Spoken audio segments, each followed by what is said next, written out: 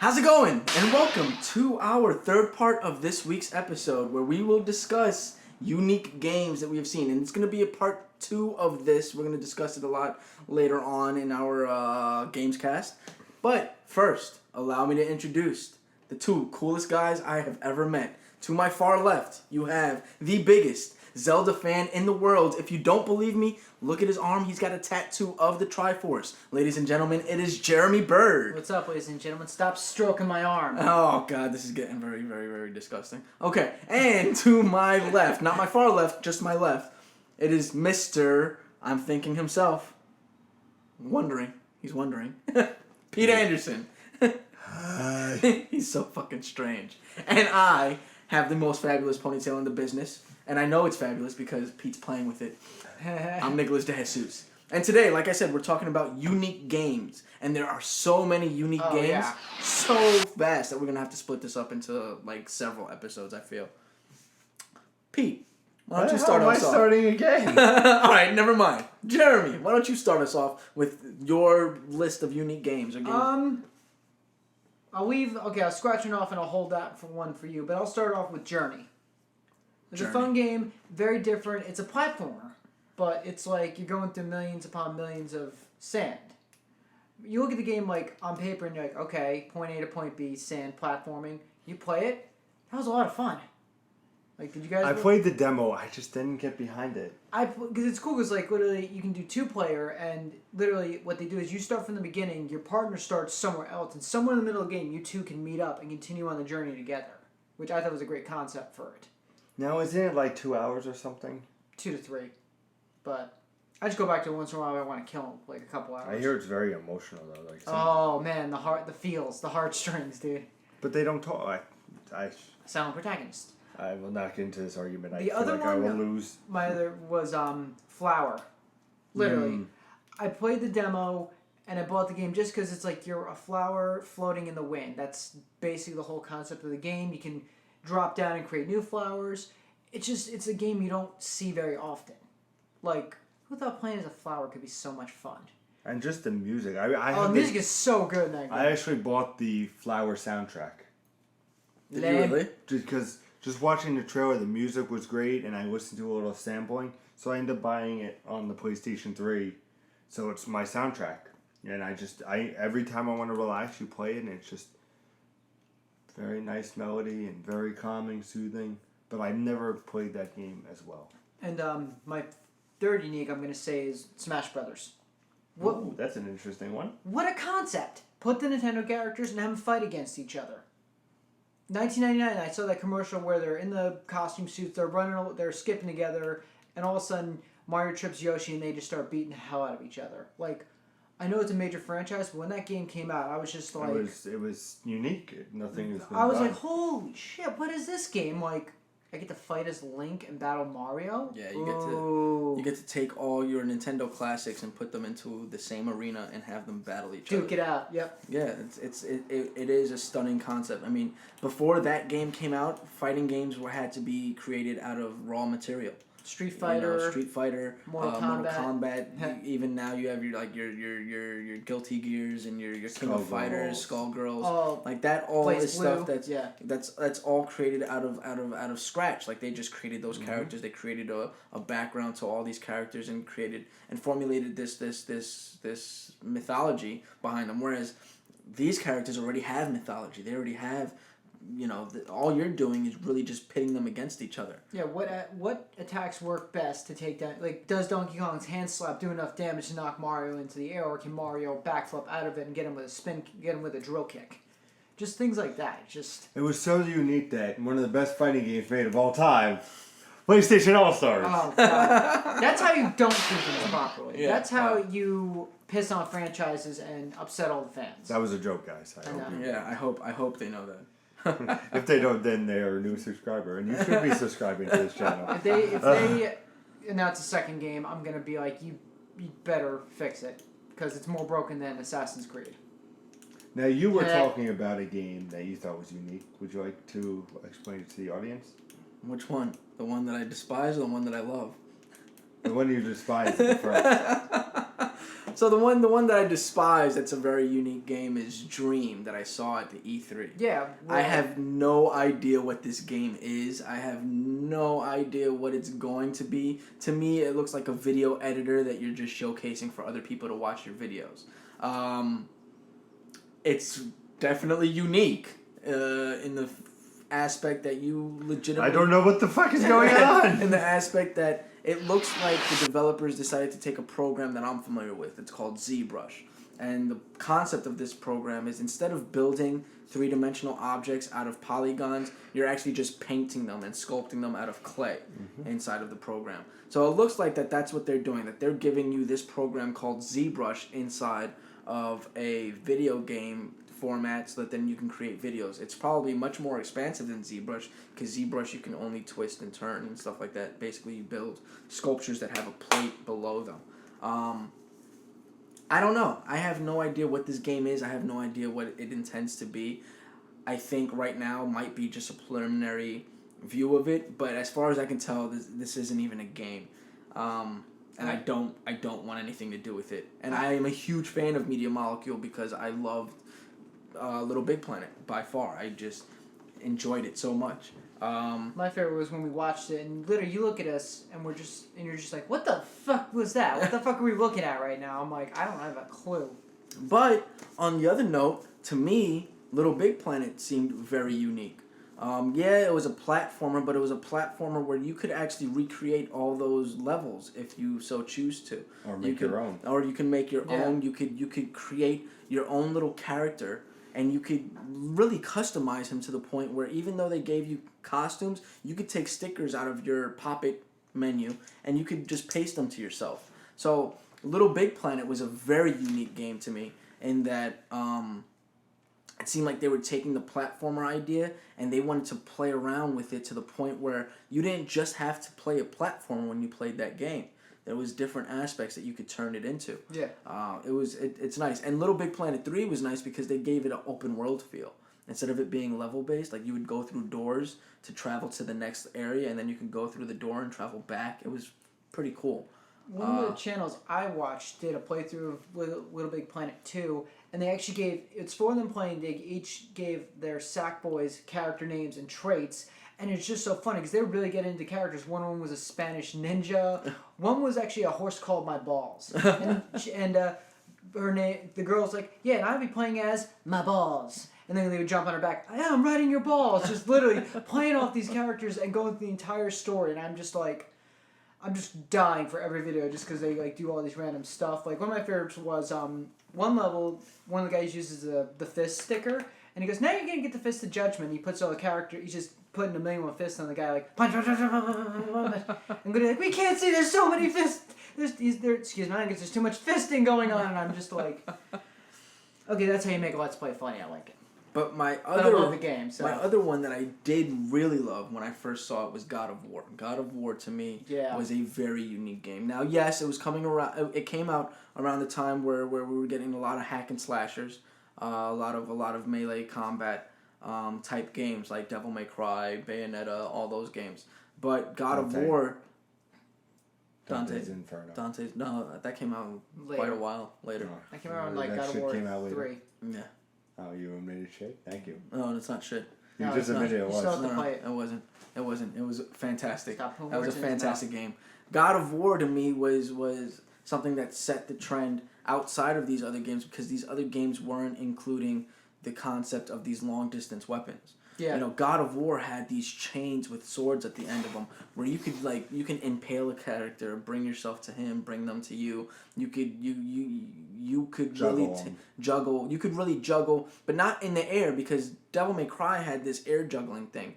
But God of War, you could juggle on the ground where, you know, you could focus on this group of enemies and then take your attention back to this group of enemies. It was a really nice game, and I thought they did a really good job with it. My favorite was, what's the enemy where he sticks the two blades in the guy's chest, he jumps over him, he pulls the chains, and the head comes flying off. Oh, man, I can't remember. That's not Medusa. Medusa, he breaks her neck. I thought it was the ogres or it was the Minotaur. It might be the Minotaurs. Yeah, I remember, I stabbed him twice, I jumped over, and I QT his head off, and I'm just like... I know the That's one that cool. I think the Minotaur is the one where you run up and like shove the blade into. Yeah, the that's mouth. one of them. But that's Yeah. But just And I you had don't to- remember you what had to, any of it. But I just love seeing Yeah. him just pull that head off, and I'm just like, wow. I like. One quick thing. When you start up God of War, it starts off with him jumping off the cliff. How many games start with the hero saying, "I'm done. The Yep. gods have abandoned me," and then it's just like, all right, let's backtrack a little bit. But I remember seeing him just jump off the cliff, and I'm like, what did I get myself into? It's cool because what happens is it told a great story with the gods, you know, it was something completely different, and you're like, oh, this looks like a cool story. And then just the blood and everything, and towards the end, like in God of War 3, where he's just lathered in blood, and it's just like...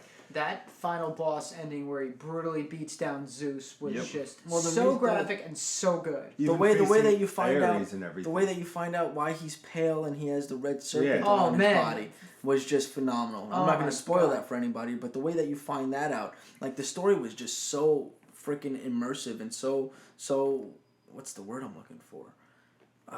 So detailed, I guess. I don't know. It was just It was just a well done... it was very well Yeah. done. Everything about it, and it wasn't just like what's that game that we were talking about? The one with the mask and the guy turns into a brute and starts beating the hell out of everybody. Splatterhouse. Splatterhouse. It wasn't like Splatterhouse where there's no story. All you do is just go Well, in there's there very and little beat the, story, and but- beat the little living shit out of everybody. But it's all demons, You know? which I get a kick out. Yeah. The premise of that is let you save your girl from before the war Yeah. ends. There it is. But basically you just beat the shit out of everybody. Yep. And God of War actually had a more immersive story Yeah. where it told you like what this guy went through. Devil May Cry, even when that first came out, it had no story. It was he's a devil hunter, now beat the shit out of people. Yep. You know. But near the end of the game, you get the full story. Of Yeah, like, you with- start to get more of the story as it goes along, but even compared to God of War, like there was no story Yeah. compared to God of War. God of War, from the onset, had a very immersive story. I want to. Do they announce 4 yet, or is that still in the works? Because the I have third no one, idea. because we know how the ending happened with the third one, Yeah, and yet I I- still want to see what's going to happen now. It's I have no They idea. had the remaster of the God of War Yeah, 3. yeah, I saw that. yeah, it's just I don't want to spoil it for the fans who haven't seen it, but just we know what happens at the end, and it's like there's going to be a fourth. So Yeah. Well, we don't know, you know.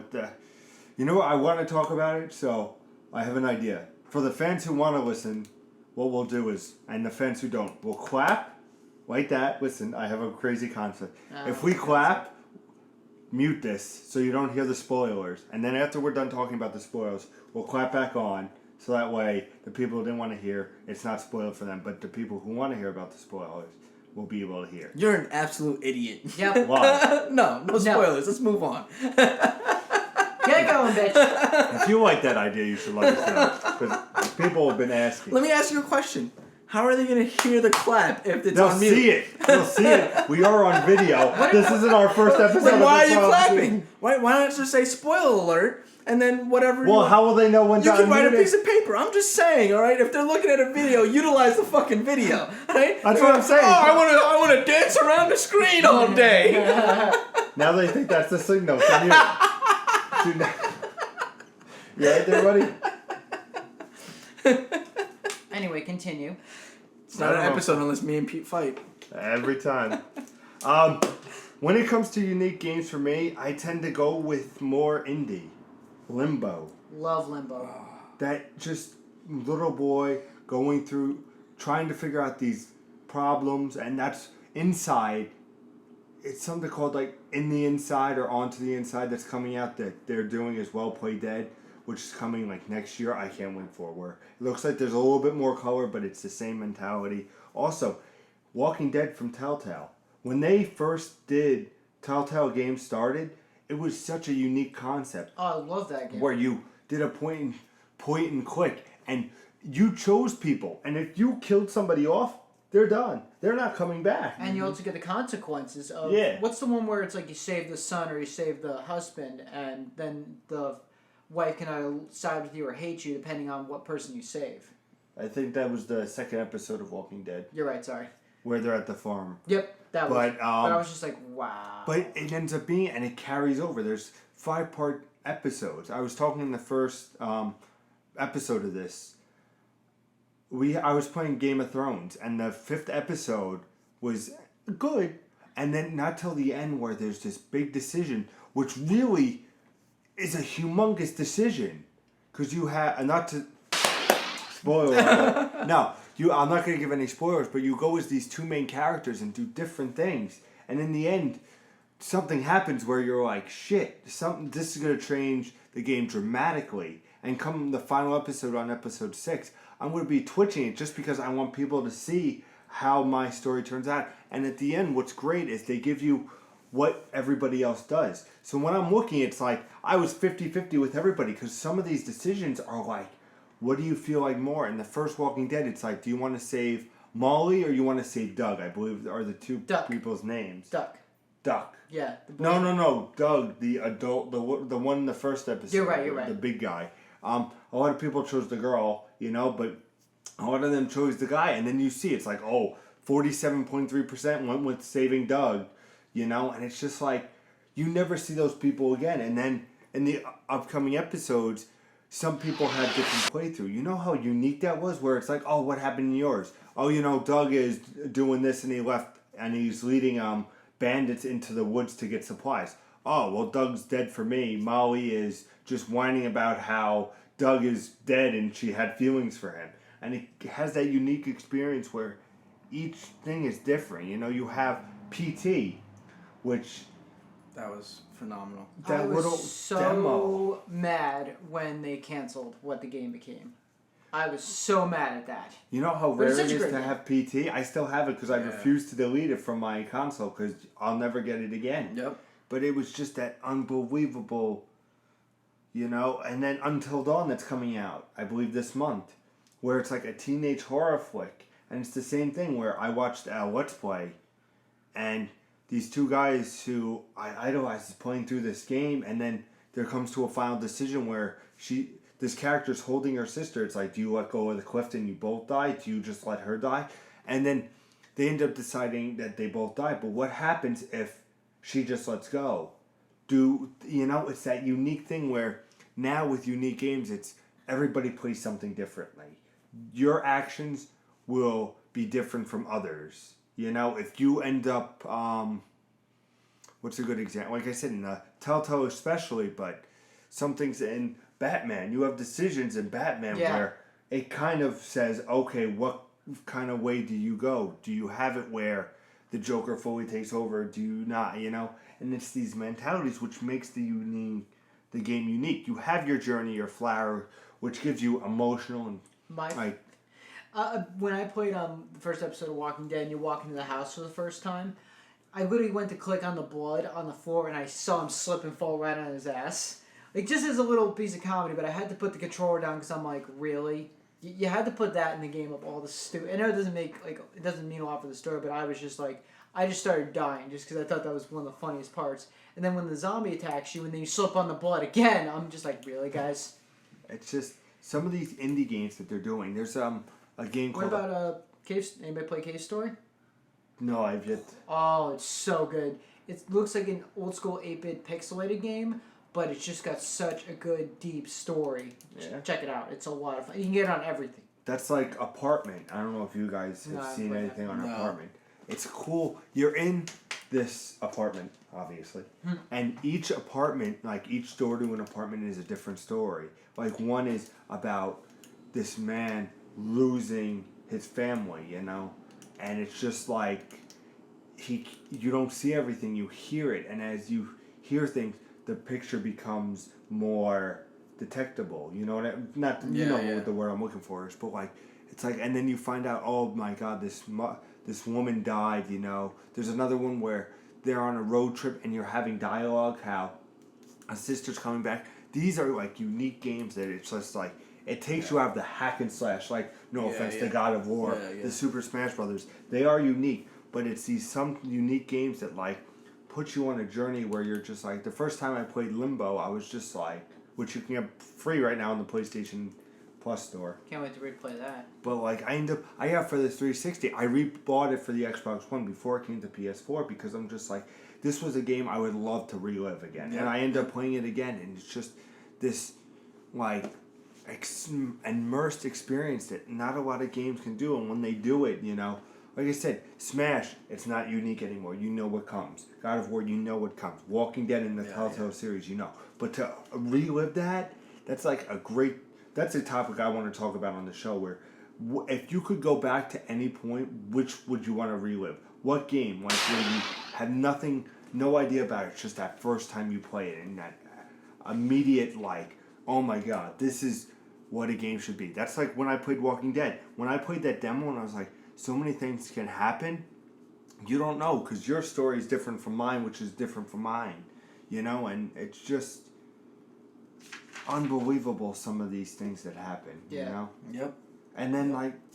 What about, with the decision-making, Mass Effect? Mass Effect was, yeah. Towards the end, when you have 3 friggin' choices. But it's similar to that effect, but then you have that... But that's where Walking Dead's differently, where in the next time on The Walking Dead... You'll not see a character when some people will. And it's like these game developers trying to do these different things. Like even unique games where the first time you played Guitar Hero, where you can make music, you know, Rock Band, where you, and then those classical jazz music that comes in. I don't know about that. I don't know about that. Those to me were not unique games. It's so, you're saying like Dance Dance Revolution was not a unique game when it came out? No. Nah. No. That's surprising. I would think that you would have. No. You just think they were just a game? They were the same game as Parappa the Rapper. Whoa. So you don't think Parappa and the Rapper was unique? Yeah, but that was when games pretty much were first getting their stronghold. Yep. No, because you still had the 64 and this... Yeah, that was Super PlayStation Nintendo. and 64. So when PlayStation first came out, they came out with the Parappa the Rapper, which was a button press That's game. like I'm saying. The N64 came out with Smash. That was unique. Yeah, that was Parappa unique, was... but Parappa the Rapper wasn't unique, I don't think. Parappa the Rapper is like beyond the oldest kind of game ever. I don't know. I think our fans would disagree with you.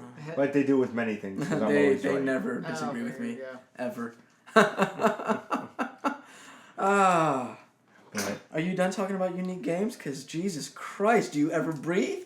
hey, I remember last episode, the couple episodes ago, when you wouldn't shut up about a certain topic. Oh, God. So this is my turn to flush out. What was that? That was Metal Gear Solid, right? Where I Yep. just completely and utterly just didn't let Took you the guys whole talk at all. episode. I'm very passionate about unique games No, yeah. because there's so many good, and you know. And if there's anybody that that actually goes out and seeks a different kind of game, you are the person that actually goes out and looks for games that are not the same as everything else that's out there. Because you know what's funny? We will have these Call of Duties. We will have these racing games. We will have these games that we all play. We will have rehash of games like Zombie U for PS4 and Xbox One. Yeah. We have these things.